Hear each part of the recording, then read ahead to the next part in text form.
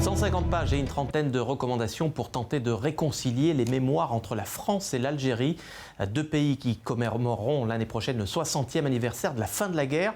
Benjamin Stora est l'invité du Mag-Orient. Bonsoir Benjamin Stora, historien spécialiste de l'Algérie. Vous avez remis en main propre mercredi dernier votre rapport à Emmanuel Macron. Emmanuel Macron qui est le premier président français à être né après cette guerre, qu'il soit un enfant de l'indépendance et non de la colonisation. Est-ce que c'est un avantage pour avancer sur ce dossier ? C'est certainement un avantage, à la mesure où les autres présidents de la République, que ce soit Charles de Gaulle ou François Mitterrand, ont été des acteurs directs de cette histoire. Puis ensuite, Jacques Chirac a fait la guerre d'Algérie, bien entendu, et Nicolas Sarkozy et François Hollande sont nés pendant la guerre d'Algérie. Donc ils ont été naturellement très marqués, touchés par cette période d'histoire très particulière de l'histoire française, bien sûr. C'est un personnage, Emmanuel Macron, qui est loin de cette histoire, puisqu'il n'est pas né en Algérie, il n'a pas de parents qui sont originaires d'Algérie, et il n'a pas de lien direct, on peut dire, avec cette histoire. Et parmi vos préconisations, l'organisation de commémorations importantes, la reconnaissance de l'assassinat de cet avocat algérien, Ali Boumengel, qui a été torturé puis exécuté en 1957, l'ouverture d'archives communes, reconnaître les crimes sans présenter d'excuses, est-ce que c'est pas un peu faire la moitié du chemin, Benjamin Stora ? Non, je ne pense pas, parce qu'il faut commencer déjà par établir un niveau de connaissance réciproque. La question centrale, c'est la culture, la connaissance, et non pas partir directement, disons, sur des slogans idéologiques. Nous savons tous que les autorités algériennes, depuis de très nombreuses années, souhaitent des excuses, de la repentance sur ces questions, etc. Or, la plupart des gens dans la société française ignorent quelles ont été véritablement ce qui s'est passé pendant cette séquence particulière d'histoire. Et donc, il faut d'abord, pour que la réconciliation, si un jour elle peut exister, bien, il faut d'abord connaître ce qui s'est passé. Pourquoi les gens étaient là depuis si longtemps ? Pourquoi sont-ils partis ? Qu'est-ce qui s'est passé dans l'engrenage de cette guerre ?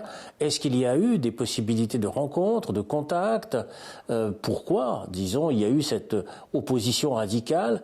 Pourquoi toute cette tragédie ? Bref, et je crois qu'il faut commencer à se parler d'abord, plutôt que de continuer à brandir ou à s'exprimer à travers, disons, des slogans. Même si Emmanuel Macron, avant qu'il soit élu en 2017, et à Alger en plus, avait évoqué un crime contre l'humanité, il ne fallait pas s'attendre quand même à aller plus loin dans la démarche ?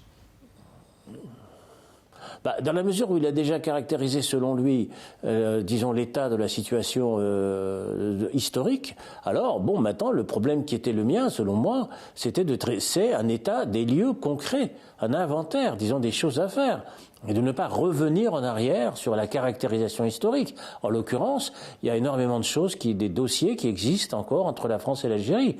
Par exemple, la question des archives, faut-il les restituer ou pas ? La question des disparus. Vous savez, il y a des gens qui ont disparu pendant la guerre d'Algérie, on n'a pas retrouvé leurs traces.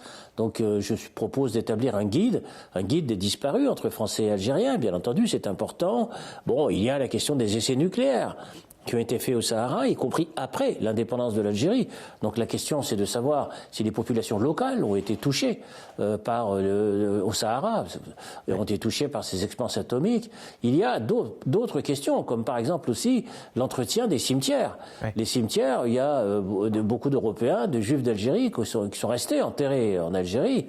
Donc la question centrale, c'est de savoir comment et qui va prendre en charge l'entretien de tous ces lieux de mémoire, tous ces cimetières. Bref, il y a énormément de travail à faire et on se réfugie toujours dans des slogans abstraits depuis maintenant 60 ans. Vous recommandez également dans votre rapport des gestes symboliques comme par exemple la restitution à l'Algérie de l'épée de l'émir Abdelkader, héros de la résistance à la colonisation française au 19e, ou encore la panthéonisation de Gisèle Halimi, célèbre avocate anticolonialiste. Ce ne sont pas des mesures tonitruantes, on l'a bien compris, ce sont des petits gestes. C'était ça, c'était votre volonté d'avancer pas à pas ? Moi, vous savez, j'ai toujours eu cette volonté d'avancer par des gestes, oui, pas à pas. Par exemple, en 2008-2009, Nicolas Sarkozy avait restitué la carte des mines posées à la frontière tunisienne, puis qui ont fait beaucoup de dégâts. Ce sont des gestes très pratiques. Il y avait eu la restitution aussi des archives audiovisuelles qui avaient été rendues à l'Algérie au niveau de, disons, ce qui s'était passé. Par exemple, les registres du cadastre aussi, ça c'est très important. Donc je suis pour une multiplication des gestes, à la fois symboliques, bien sûr, sûr, hein, mais aussi des gestes concrets, des gestes pratiques, parce qu'à force, disons encore une fois, d'avoir des discussions extrêmement idéologiques, on n'arrive pas véritablement à avoir des rapports réguliers, classiques, évidents, normaux entre la France et l'Algérie. Ouais. Alors il y a, Benjamin Stora, les harkis, les rapatriés, les appelés du contingent, les immigrés algériens. En France, ce sont plus de 7 millions de personnes qui ont un rapport parfois douloureux à l'Algérie. Est-ce que votre rapport, il a aussi cette vocation d'une réconciliation franco-française, si j'ose dire ? Ça a été d'abord ça, puisque c'est le président de la République française qui m'a demandé ce rapport. Ce n'est pas un rapport demandé par la République algérienne, c'est un rapport franco-français, parce qu'effectivement, il y a beaucoup de fractures, il y a beaucoup de déchirures, il y a beaucoup de blessures qui ne sont pas refermées de cette histoire, qui s'est terminée très vite et très tragiquement d'ailleurs, puisque la France est restée à la fois 132 ans en Algérie, mais elle est partie très vite, en quelques mois seulement.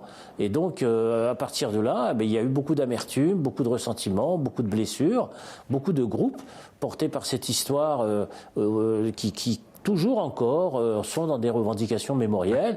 Bien sûr, les harkis, qui revendiquent, disons, qu'on puisse reconnaître le massacre qui a été le leur, notamment après l'indépendance de l'Algérie. Mais il y a d'autres groupes. Hein. Il y a les appelés, les soldats. 1,5 million de soldats français sont partis en Algérie. Ouais. C'est considérable. C'est le groupe le plus nombreux, d'ailleurs, le plus important. Et puis, n'oublions pas, bien entendu, les Européens, ce qu'on appelle les pieds noirs, hein, dans lesquels il y avait d'ailleurs les Juifs d'Algérie, hein, qui, eux, étaient là depuis des siècles. Ils n'étaient pas simplement des pieds noirs. Ils étaient là sur la terre algérienne depuis des siècles et des siècles. Donc tous ces groupes, ça forme beaucoup de monde, énormément de monde. Voilà. Alors on va se tourner à présent vers Nathanaël Chouraki, parce que Nathanaël a lu pour nous la presse algérienne. Nathanaël, bonsoir. Vu d'Algérie, comment il est perçu ce rapport Benjamin Stora ? D'après le dessinateur Dilem Cyril dans le quotidien Liberté, ce n'est pas vraiment les 150 pages du rapport Stora qui donnent des sueurs froides au président Macron, mais bien le poids de l'histoire qui pèse dessus. Et c'est d'ailleurs bien plus de 150 pages que ce rapport a généré de l'autre côté de la Méditerranée. Alors principalement à charge, il faut bien le dire, la France ne veut ni s'excuser ni se repentir, déplore le quotidien arabophone El Habar. C'est le principal reproche. Comme on l'a entendu, le rapport ne préconise pas d'excuses. Alors le quotidien Liberté tient tout de même à nuancer les choses. Le rapport Stora, dit-il, a tenté de trouver un équilibre entre les exigences historiques et les susceptibilités politiques. Alors le gouvernement algérien, vous le savez, n'a pas encore véritablement réagi, mais l'on peut peut-être tenter une conjecture en lisant le quotidien L'Expression, que l'on sait proche du pouvoir. Bien que jugé assez imparfait, le volontarisme français est assez salué dans L'Expression, qui parle d'une nouvelle phase, un nouvel élan, un rythme nouveau. L'Expression loue même l'esprit du président Macron, qui a su faire montre de pédagogie et parfois de courage. Alors des réactions à charge, des réactions plus nuancées, on vient de le voir. Il y a au fond beaucoup d'indifférence aussi, Nathanaël, il faut bien le reconnaître. Oui, chez certains Algériens, il y a le sentiment que c'est un faux sujet ou que c'est hors sujet. Et dans la presse, toujours de manière assez subtile, le sentiment que c'est un mauvais sujet. Ahmed Cheniki, un journaliste sur sa page Facebook relayée par Monde Afrique, refuse que le débat soit cadré par la France dans une logique discursive à la Foucault.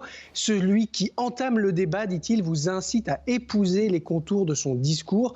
En réalité, ce qu'il explique, c'est que c'est encore être dans la posture du colonisé que de s'intéresser au discours du colonisateur. C'est surtout, dit-il, une affaire franco-française. Ce qui m'intéresserait plutôt, c'est ce que proposent les Algériens, dit-il. À noter également la réaction de Kamel Daoud, toujours sur cette question des excuses dans Le Point. Les excuses de la France, dit-il, sont parfois plus utiles quand on les demande que lorsqu'on les obtient. Ce qu'il entend par là, c'est que les vétérans, qui selon lui bloquent le pays, présentent l'obtention d'excuses comme un préalable de mauvaise foi qui bloque l'accès au présent et aux problèmes actuelle de l'Algérie. On se trompe de sujet, donc. Merci Nathanaël Chouraki. Benjamin Stora, pour vous défendre des critiques qu'on vient d'entendre, est-ce que vous avez décidé de publier une tribune dans un quotidien algérien, le quotidien d'Oran? Qu'avez-vous dit aux Algériens en substance? Très simplement que moi, ce que j'ai demandé et ce que j'ai voulu faire, c'est une méthode, une pédagogie qui est celle, disons, de la culture, de la connaissance et du savoir, Ce rapport, c'est essayer de comprendre l'autre et de se comprendre mutuellement et réciproquement. Il y a un tel fossé qui existe, creusé au fil des générations entre la France et l'Algérie, qu'on peut voir la naissance de mémoires dangereuses, c'est-à-dire à travers des fantasmes. Moi, je ne suis pas du tout d'accord avec Ahmed Chéniki, qui dit on est le colonisé, le colonisateur, tout ça. Moi, je suis un intellectuel qui transcende les nationalismes. Ça ne m'intéresse pas. Ce qui m'intéresse, c'est que les gens puissent se parler, se connaître leur histoire, connaissent leurs blessures, puissent, se reconnaître les uns dans les autres, parce que sinon, quand ta jeunesse, notamment, n'est pas au courant d'une histoire réelle, elle fantasme, elle reconstruit des mythes guerriers, et les aventures peuvent être très dangereuses. Ça sera ma dernière question. Vous avez, pour paraphraser le portrait qu'a fait de vous le New York Times, passé votre vie à vous souvenir de ce que la France a essayé d'oublier. Quel regard vous posez aujourd'hui, puisqu'on vous parle de Tel Aviv, sur le conflit israélo-palestinien, même si évidemment comparaison n'est pas raison? Vous avez raison de terminer par cette phrase, comparaison n'est pas raison. Il y a beaucoup de différences qui existent dans cette histoire, dans ces conflits, etc. Mais par contre, il y a un point qui est commun, c'est de se connaître les uns les autres. C'est de faire en sorte, précisément, qu'on puisse connaître les trajectoires des uns et des autres, les sentiments des uns et des autres. Si on s'enferme dans une sorte de séparation des mémoires, si on s'enferme dans la méconnaissance de l'histoire réelle des uns et des autres, alors les nouvelles générations grandissent avec des mémoires séparées, des mémoires communautarisées, et qui finissent par devenir des mémoires dangereuses. C'est cette leçon-là, à mon sens, qui est la plus importante. Merci Benjamin Stora d'avoir accepté l'invitation du Mag-Orient pour nous parler de votre rapport remis donc la semaine dernière au président Macron. Merci.